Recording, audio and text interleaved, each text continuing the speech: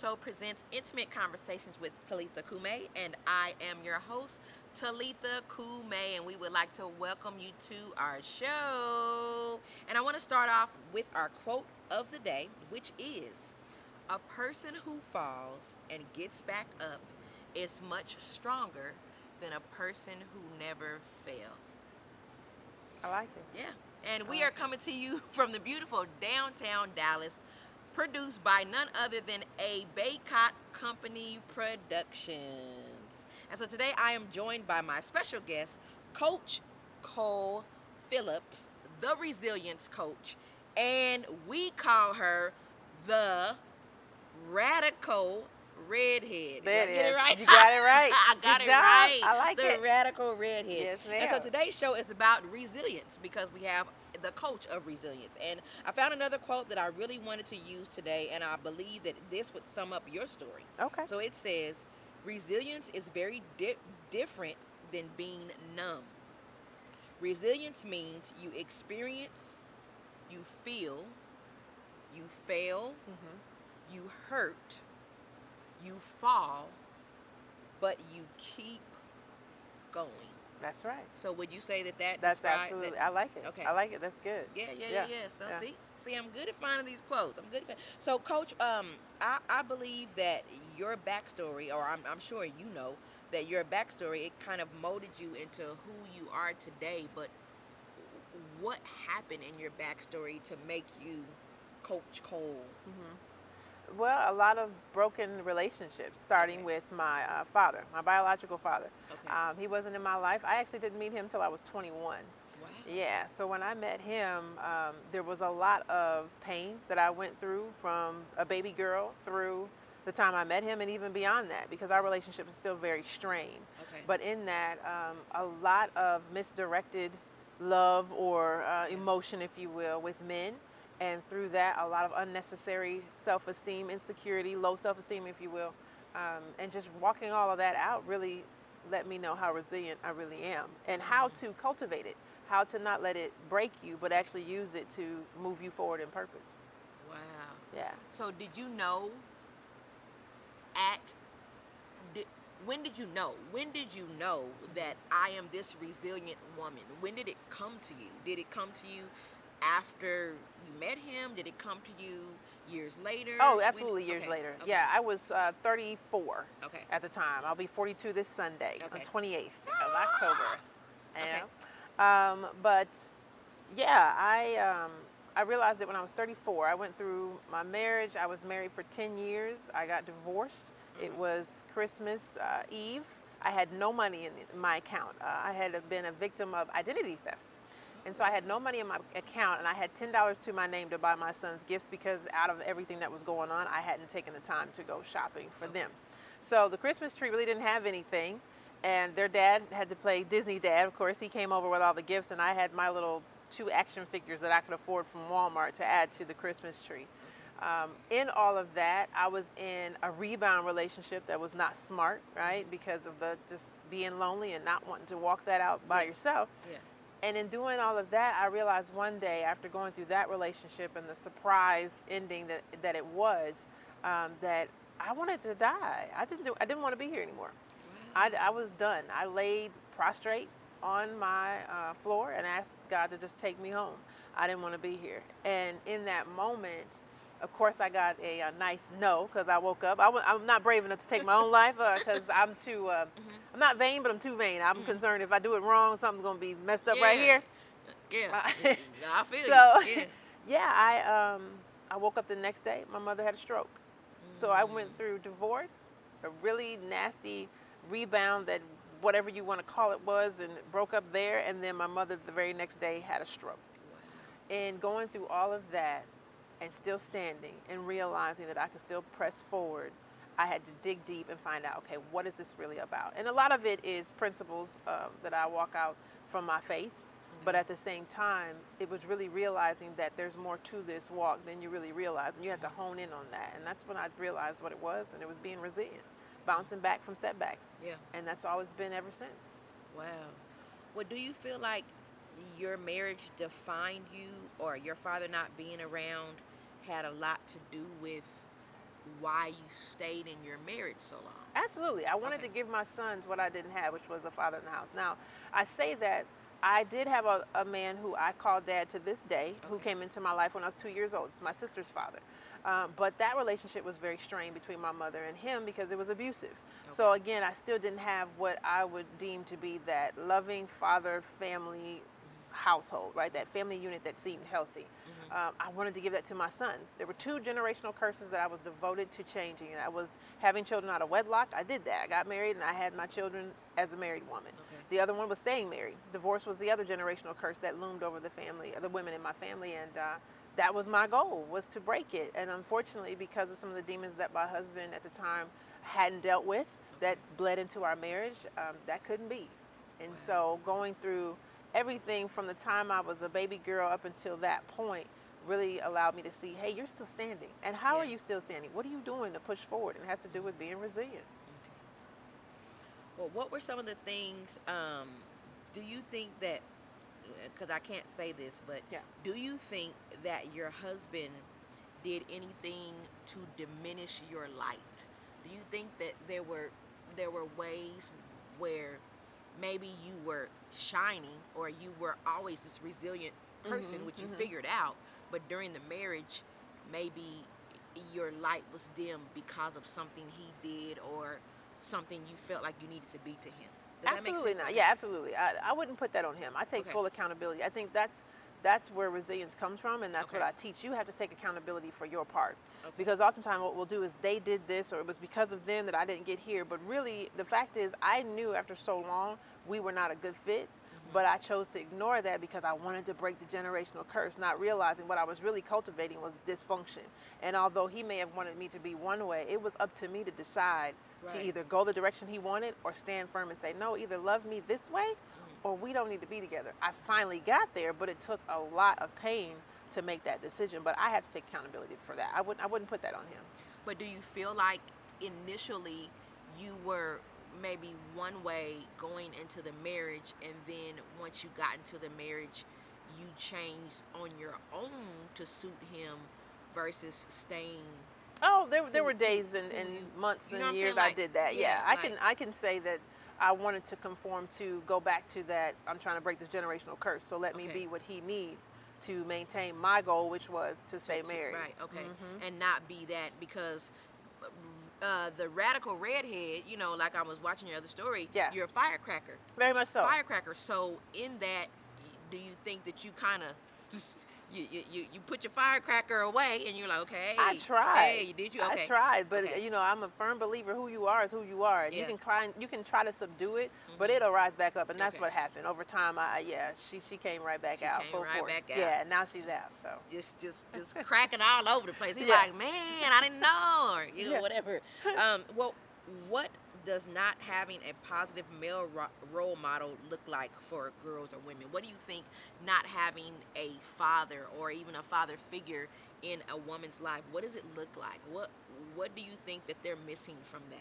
They're missing the affirmation, the adoration, the appreciation for what it is to be a woman. Okay. Your father is your first real relationship with a man. He Yeah. is the one who affirms your beauty, your confidence, your call, purpose, however you want to look at that. He's the one that says, no matter what, I'm here and I love you unconditionally. Okay. When that is void, you begin to search for a man to give you what daddy didn't. And that's where it becomes distorted, because that's not that man's role. That's not what he should be. He's not to be daddy. Mm-hmm. It's a whole different element when you go into a intimate relationship such as marriage anyway. Wow. And Yeah. so many women out here that didn't grow up with their fathers are out here just searching. Oh yeah, this Just is looking, my just biggest pet peeve with social media, because you have women who literally, for lack of a better way of saying, is thirsty for that attention. Right? I got 200 likes because I wore this low cut shirt and I did this little tongue out, or I did this yeah. twerk, or I made this statement sexually, and not realizing they're appealing to the lust of the eye, not love. That's Right. not love, right? Right. But I promise you, 9 times out of 10, there's a void that happened because of a father that was not Yeah. present.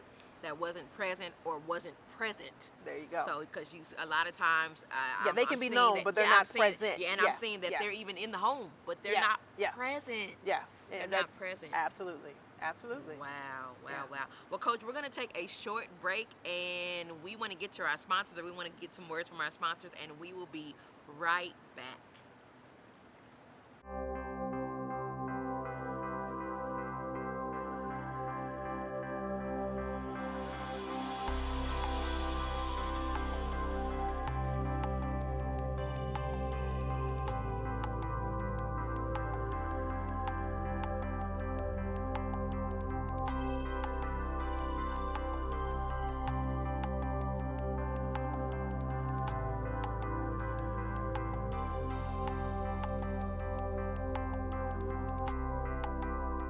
So, if you are just joining us, welcome back to Intimate Conversations with Talitha Kume, and I am your host, Talitha Kume. And joining me on my show today is the resilience coach, Coach Cole Phillips. And we were talking about the absence of a male role model when Yeah. we left. And Yeah.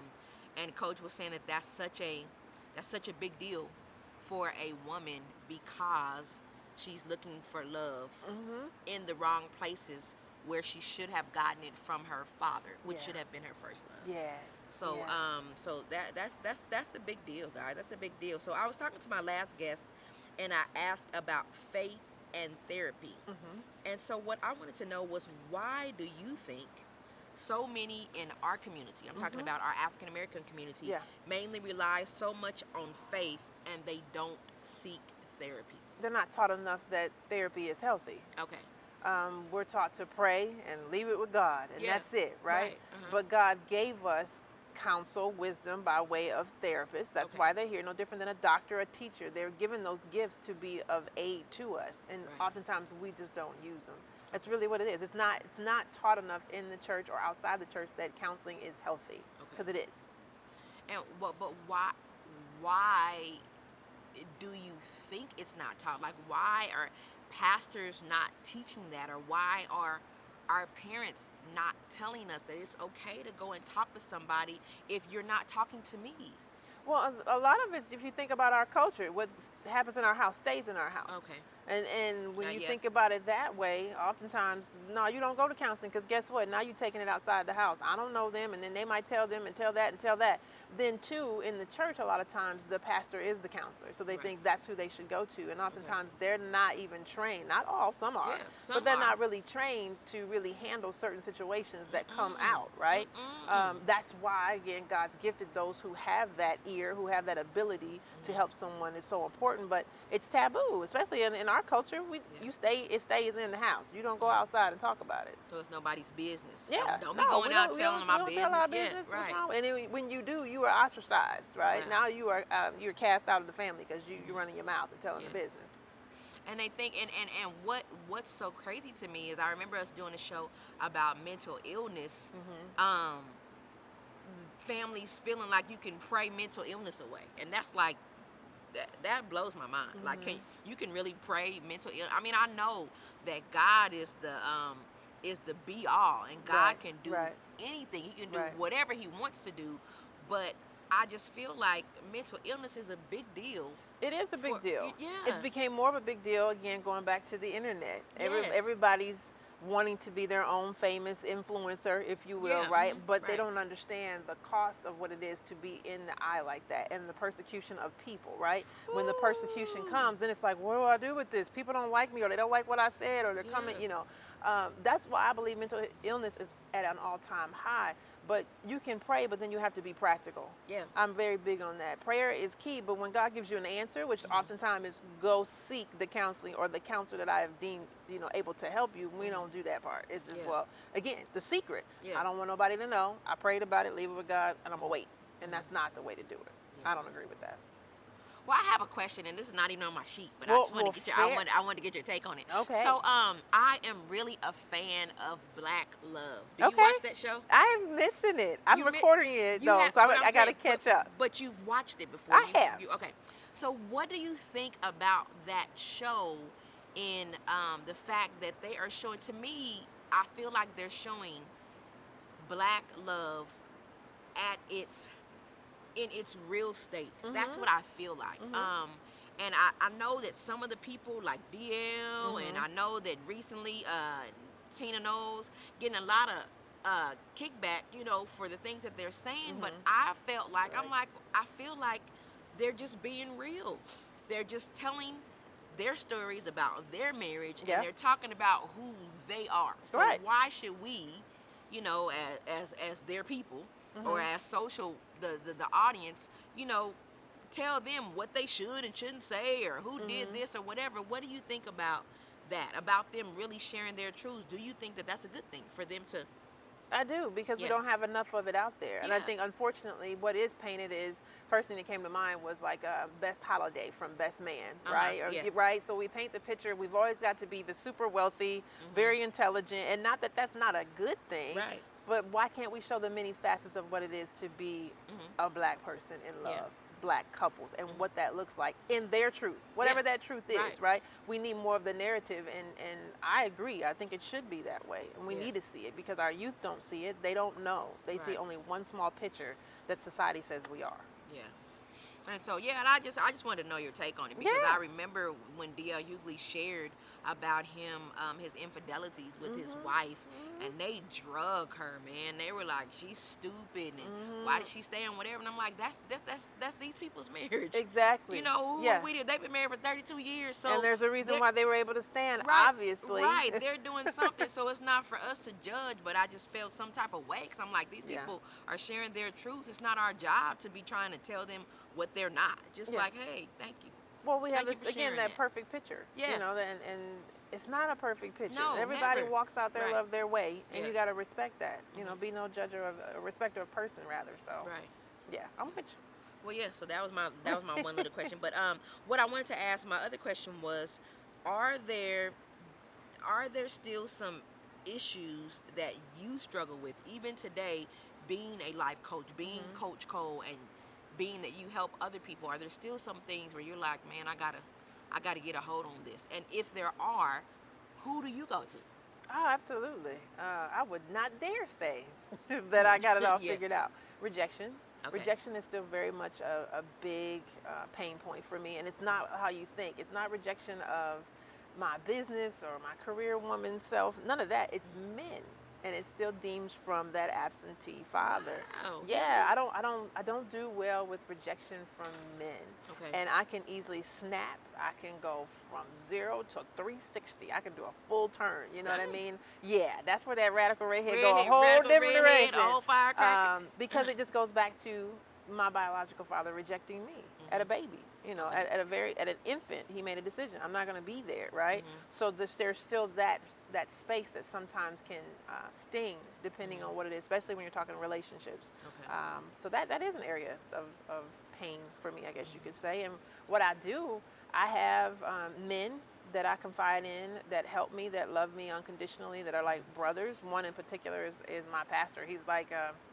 He's a three-way, as I call him. He's my pastor, he's my big brother, and Hmm. he's my leader in my corporate life. Okay. But he's a true man of God that just helps me when I hit those low points of, why am I not good enough, Hmm. for that man? Or why would he reject this part of me when I feel like I bring a lot to the table? And so, Hmm. yeah, that's still very much something that I work through. Okay. Absolutely. Would you say that when you are rejected in any sense, in that sense, Yeah. do you turn on them? Do you turn, No, or actually, I've have you? learned. Okay. Yeah, no, I don't turn. I really have learned to practice forgiveness, because at the end of the day, it's usually not about me. Yeah. It's something else Something that's else that going they're on doing. Yeah. within them. Right. And I've learned to acknowledge that. But the actual initial impact is always just like, really? This Yeah. sucks. Like, And it takes a dang. minute, right? Yeah. But then I take it and I learn from it, and I put it back out in the world to help somebody else. But yeah, no, I learned to forgive and not take it personal. Okay. Yeah. Okay. What do you feel like? And this is another question off my Yeah. paper. I'm getting good. Not having to use my cue cards that much. But so here's another question. Yeah. Um, why do you think that women like yourself, Hmm. women who of course you have struggles, but kind of, you kind of have it all together. You kind of out there doing your thing. Yeah. Why do you think it's been so hard for women like you to find healthy relationships? Like, where are these guys that are your counterparts? It's Yeah. like, hey, I've been looking for you. Right. You the one. Where are they, and what's going on? I think it's fear of being hurt, really. At the end, I can speak for me. Stepping out there, I'm not going to chase you, first Yeah. of all. And there's a Okay. lot of women that choose to put themselves out there. They'll buy the drink and, hey, DM and all that kind of Yeah. stuff. And I'm not that woman, right? Right. I won't do that. I believe that he should find me. Right. But then at the same time, when you go through the relationship of you get pursued and then you hit that point where you show them, hey, this is as far as I go. For example, I practice celibacy. Mm-hmm. I'm remaining abstent until I'm married again. So that can be a challenge for a lot of men, Yeah. right? And I get it. And it's still a pain point for me because once they realize that maybe this isn't for them, they tend to leave. Yeah, And that it sucks. sucks. Yeah, right? doesn't It it? That sucks. But you got to put yourself back out there. And I think for a woman like myself, it's hard to put yourself out there when you've been hurt. It's hard to Yeah. keep saying, hey, I want to be a wife. Hey, I'm Hey, I here. want to be a helpmate, right? Right. It is the fear of being hurt. You don't want to Okay. be hurt. So you just stay busy and be about your grind and say, if he's brave enough to brave To- the waters, yeah, to come we'll on, see. Come on through. Yeah. Goodness gracious. Well, I was watching the story you did, and you said that it is important for us to speak out and not stay silent with our issues. Yeah. Why do you believe that? Because there's so many others out there that feel like they're the only ones. Okay. And I don't want another woman to think that she's out there dealing with certain things by herself. There's Yeah. been so many different situations. I've talked here recently about a rape I experienced at 15. Like, I lost my virginity at 15 to rape. Okay. A lot of people don't know that. My parents didn't know that, right? That Wow. was something that I held to myself. And there's so many women who've went through that just they hold it in and just move on. But it has a lot to do with the promiscuity that you deal with, just all the different things that you walk out. If you don't tell your story from a place of strength, though, Yeah. I tell my story from a place of I am healed from those areas, and I don't speak on areas that I'm still fighting through Okay. because I just don't think that's fair for the person that I'm trying to help if I'm still struggling hard in that area, Okay. right? But yeah, sharing your story helps somebody know they're not alone and that they can get through it too. Right. Well, how important do you think, like, shows like this, which are the shows that I'm trying to do? Yeah. I'm really trying to get women to come on and share their stories, even if they're still in it. And the reason why is because I want to bring people back like you. I Yeah. want to bring life coaches. I want to bring therapists. I want to bring counselors in. One, to let everybody know it's okay to Right. talk to a counselor. Yeah, A absolutely. counselor can be a friend. Absolutely. And then also, like you said, there's so many women out here that might be healed just by you telling your story. Right. So Absolutely. why do you think then that women are so hesitant? Do you think that it's really because, okay, well, I don't want to be looked at as being weak, or I don't want to be looked at as, I don't want people to feel sorry for me or Yeah. whatever? Do you think that's one of the reasons why they're not? Sometimes I think Yeah. it's weak, feeling like I don't want to look weak, but I think oftentimes it's just shame and embarrassment. Okay. I'm ashamed to share certain things about myself, and I don't want to. I believe that's a lot of what that is. Okay. And once you get past the shame, once you get past the embarrassment and understand that sharing your story Yeah. is helping someone else and it's healing when you are It's healing still you, struggling, yes, right? right. Because it's just all part of the process. And once you realize that, you'll rise again. You'll rise even higher. And like we were saying, like I was talking to the other guest, that sometimes just hearing yourself say it out loud Yeah. makes all the difference. Like if I'm holding something in, even if I'm at home and just I say it out loud and I say, I am this. Right. I said it and I put it out there in the atmosphere, and Right. it just sounds different when I'm saying it out loud Yeah. versus keeping it inside. Yeah, So yeah. you believe that? Absolutely. Yeah. Yeah, Okay. when you speak it, there's strength behind it. And I'm big on being transparent, right? Yeah. Transparency is your truth. When you are transparent, nobody can take that from you. You Yeah. told the story, right? Right. So no matter what, I tell my story and it is what it is. Yeah. And I'm really big on no matter who's a part of the story, I'm very careful I'm not big on defamation of character. That's not necessary. I'm going to tell my side of the story. I'm going to tell what happened on this end. Right. And I think, again, you can't take from me what I tell. That's my Yeah. story. It's my perspective. It's what I experience. And I can, again, heal and grow from it. Well, you have to tell me where this radical Redhead for Christ came out. But Okay. I want you to tell us exactly what it is you do Okay. and how you can help women like yourself, like me, to be able to kind of heal and walk this thing out, which is pretty much kind of what I'm trying to do through this show. But how Yeah. do you do it? I do it from, you got to own your story, the Okay. good, the bad, the ugly. You got to Okay. own it 1st, Mhm. right? Once you own it, then we can walk through how you rise in it, right? Okay. Because it's still your story. It still makes up all parts, all facets of who you are. Mhm. That's the resilience part. When you take a hit, how quickly can you bounce back from a setback? And how that is that you just own it first. You own your part. That's why I say you don't focus on blaming someone else. You focus on what did I do? What did I miss? What was my part in the story? And sometimes maybe you didn't do anything, right? But what I'm really big on where, and I say this, the Holy Spirit make you aware that this ain't right for you, but yet you ignored it anyway, right? And then the other things came thereafter. So I'm big on dealing with the setback, owning it, the good, bad, the ugly, and now let's rise from it and let's learn from it. The radical redhead for Christ is honestly, I'm big on the taboos. I'm gonna talk about sex, masturbation, molestation, rape, dysfunction in the family. I'm gonna talk about it all because we don't talk about it enough. And so being a minister, that's the place that I come from. I'm going to talk about the things that I didn't hear as a youth, that the youth definitely need to hear now. Because guess what? If they're not hearing it in the church or in an environment-based, a faith-based That's healthy, environment, right? they're going to hear it somewhere. And 9 times out of 10, they're hearing it on TV, the internet, and really it ain't even the TV anymore. It's the internet, right? Their Instagrams, their Snapchats, their Facebooks for those that are on there. It's important that we talk about those things that are considered taboo in the church. So that's where the radical side comes from. And I don't care. I'll say what needs to be said. I know, and I know you will because I've talked to you several times. So, are you still coaching? Are you still doing life coaching? Like, what are you doing right now? What is your I am business right coaching. now? I Okay. focus more now on my single moms. Okay. I realized at first I wanted to just focus on my women altogether, everybody, right? I like, did. I wanna And help and everybody. yeah, my business coach was like, no, because you ain't sent to Right, everybody, you right? like you need to be specific with Yeah. you're the one who told me about the tribe. I did, and I Yes. had to take that right Uh-huh. on in. And so, Yeah. it's single moms. Okay. God really revealed to me that's my tribe. That's who I need to be speaking to because there is such a gap in helping them really get from poverty to promise. Okay. And a lot of them live in poverty, and I'm considered an anomaly for whatever reason. A lot of women that I meet that are single moms, how do you do that? I have one, and you have two, and you have this. Goes back to being resilient, but then it also goes back to some principles I put in place to get where I am. And so that's my focus is single mom coaching for sure. So Yeah. what's the name of your company or your what you do, and how can our viewers get in touch with you? Well, Our Cole single Phillips, moms. Yeah, ColePhillips.com is still my main enterprise, Okay. but I am currently in the founding stages of my nonprofit, which will help a great deal of the single moms, which is DIG, the Dream Investor Group.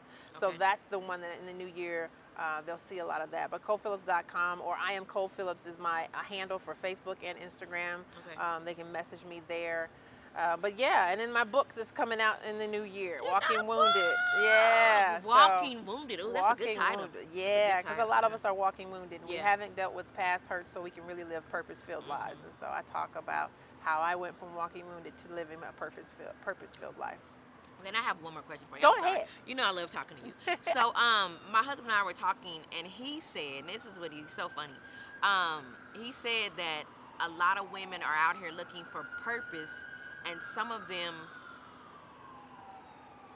I want to say, he didn't say that they don't have purpose, but some of them are looking for this grand thing. Yeah. And sometimes their purpose is just to be a wife Mm-hmm. or a mother or working at Walmart or just whatever. Yeah. And so what do you say to a lot of the women who are out here who might feel like, well, I'm not doing this like her, I'm not doing this like my girlfriend? How do they hone in to really what it is that's for them? Because Yeah. I think there's so many people out here saying, girl, know your purpose, learn your purpose, get your purpose, know who you are. Yeah. And it might be that they're just like, my purpose is to be a wife Yeah. to my husband. Or Right. my purpose is to be single and live my life. Yeah. What do you tell the women who are out here like, duh, I don't know what I'm supposed to do. Yeah, comparison kills. First of Okay. all, do not compare your life Yeah. to anybody else's, right? That's a lot of what ends up happening. We look at, well, she's doing this, and Yeah. I'm Social only doing media this. again, yeah. Oh, absolutely. Comparison kills. So don't look at comparison as a means to find your call, as I say, or Yeah. purpose. What you really need to do, number one, I'm big on praying. You pray, you get still, and you allow God to reveal to you the areas that you're gifted in. So Yeah. I have this thing I teach a lot, which is gifts versus talents. So back in, the Israelites oftentimes would use talents as a form of currency, right? So whatever that talent was, that's what they exchanged, and talents were currency. I'll just leave it there. But your gift is something that God gives freely to you to glorify Him. Right. Your talent is what you use to profit with. Okay. So I'm gifted to sing. I don't necessarily want to use it as a means to profit. Could I? Possibly. That's not what God showed me, though. I'm talented as a writer. I'm talented as a speaker. I'm talented as a motivator and a transformational coach, if you will, right? Okay. Those are the areas that I've been able to profit and grow in. I didn't find that out until later as God continued to guide me and put things in my path. I'm like, oh, well, that's kind of flourishing. Let me stay here. So it's really being still and watching how your life gets led in certain areas, and you find that you're profiting in that area, you're growing, and opportunities continue to come to you. If it's being a wife, that's fine. If it's being a mother, some are very good in servitude.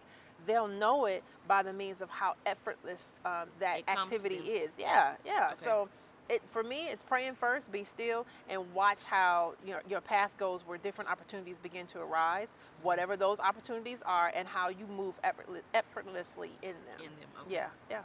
Yeah, and that's what right. I was watching, something that Steve Harvey put on there, and he was just saying, he said, stop going after your passion. No. He said, use your gift. Yeah. Your gift. He was like, because he kept saying your gift will make room for you. But a lot of Yeah. people are just like, I'm passionate about this, but Yeah. they're not good at that. Yeah. You can be Right. passionate about people that ain't good for you. Right. I'm just So you're saying. right, So yeah. you have to follow where you find you effortlessly move, but Yeah. you also have opportunity to keep coming in that area, Okay. and they open up. And that's what I've done. That's what's worked for me. Okay, well, you really helped me, and I was saying, I was telling my other guest before, she helped me, Aw. and you have helped me, and so I really wanted to have you both on the show just to tell your stories, and then also to let my viewers out there know, and our women out there know, that it is okay to share your stories. Absolutely. And everybody is not perfect, though. Absolutely. You might come across some women who you feel like they have it all together. We all have our struggles. We all have Absolutely. our struggles in whatever Absolutely. we're doing. And so I want to thank you so much, Coach, Absolutely. for coming out. Join us next month on Food for the Soul Presents with our new lineup of shows, you guys, and our upcoming events for 2019. So check us out. Follow us on our Facebook at Food for the Soul Presents, our Instagram, Food for the Soul Presents, and our Twitter, Food for the Soul Presents, and our YouTube station is Food for the Soul Presents, Intimate Conversations, and also we have a lot of other shows on there, guys. So if you guys want to tell your story, we're looking for guests for next year, 2019. Hit us up on intimateconversations@gmail.com or call us at 469-530-7259. Until next time, have an intimate conversation with God first, your creator, and allow him to heal and direct and guide your path, and then start living on purpose. And we're just here as a support system to go with you through this journey. And remember, tears are words that need to be shared or written. So tell your story, because somebody might need to hear it. Good night. My whole life seems like I've been searching, always coming up short, much less than perfect, but everything I need is all inside